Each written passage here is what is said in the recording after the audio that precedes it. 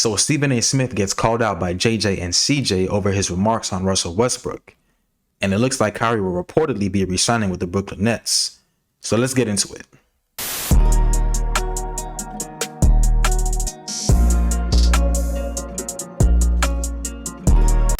What's going on YouTube, and welcome back to bballunlocked in another episode of Hoop Talks. If you guys haven't already, do me a favor and smash that like button and subscribe to the channel. I would most definitely appreciate the support. So as of late, ESPN has been bringing on an influx of NBA players as broadcasters to cover, discuss, and debate about the game.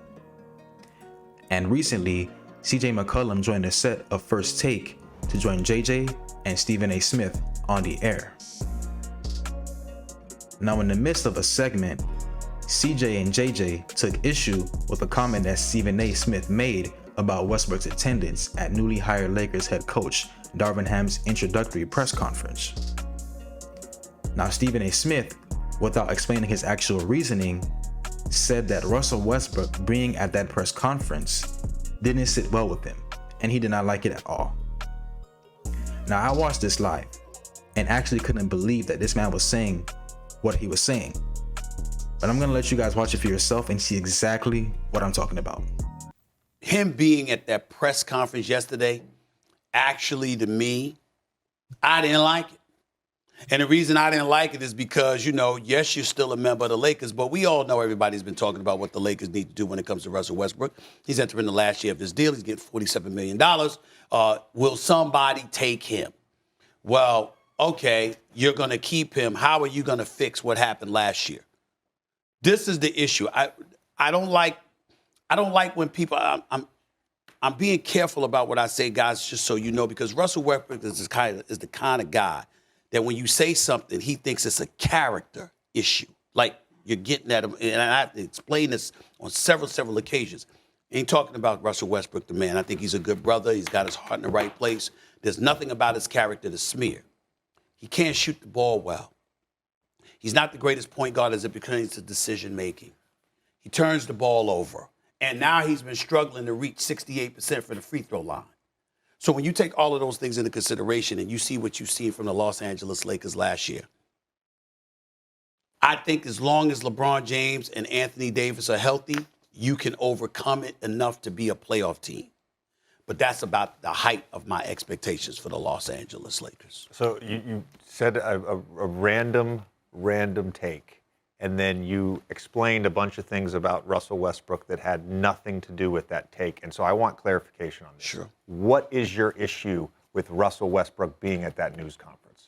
That's a wild thing. That's a wild thing for you to say. Him supporting his team, his organization, his coach, a fellow African-American man that gets hired by the Los Angeles Lakers. Don't go there. That's not you're saying, this is what you said. But see, you said that you're crossing the line when you bring up, another African-American man. That's not where I'm going with that. You said I'm talking about the Lakers organization discussing trading him. What does that got to do with him? Well, what I'm saying, no. What are you talking about? What that has? You said him going to the press conference. You're disappointed. I'm saying. Don't run the tape. We got the tape.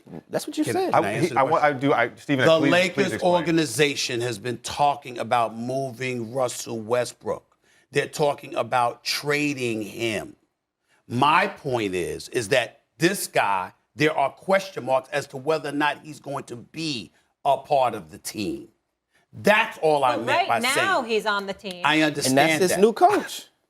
Okay. For the time being. Do you want to take back that statement? No. I feel you don't want to take it back. No, because I didn't mean it the way CJ's trying to interpret it. Even if you didn't mean it the way I said it. You said that he shouldn't have been at the press conference, which is foul. I said I did not lie. He should have been at the press conference. First of all, conference. it's not foul. I'm saying for him to not show up, but he's in the city. I'm not faulting him for being there. I'm saying the Los Angeles Lakers are trying to move this dude because last year was so uncharacteristically awful.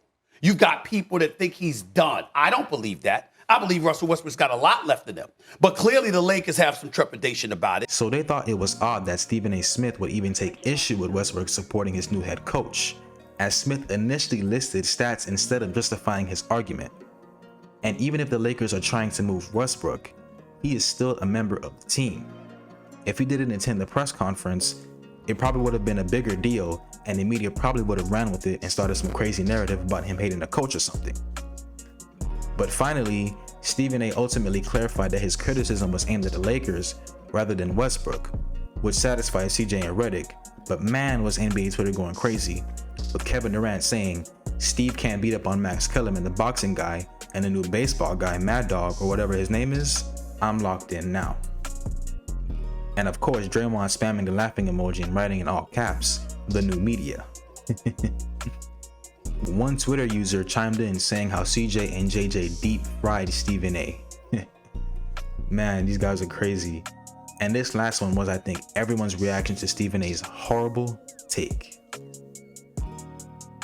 So in other news, guys, with reports flowing throughout the offseason that Kyrie Irving's future in Brooklyn is up in the air, and how the Nets were rumored to be unwilling to sign him to a long-term deal like he wanted, it is now being reported that Kyrie Irving is likely to re-sign with the Brooklyn Nets. Now, if Kyrie opts in and signs an extension, his max over the next 5 years would be an upwards of up to $240 million, including $7 million in incentives. Now, upon getting swept in the first round, Nets general manager Sean Marks made it sound as if Brooklyn was not totally committed to Kyrie. And at the time, other teams reportedly believed Brooklyn was open to signing and trading Kyrie. But when push comes to shove, despite all his off-the-court issues, Kyrie Irving's talent on the court is simply too amazing. And for the Nets to let him go for next to nothing would be a complete travesty. But let me know your guys' thoughts in the comments. Don't forget to like and subscribe to the channel for future videos. And as always, I will see you in the next one.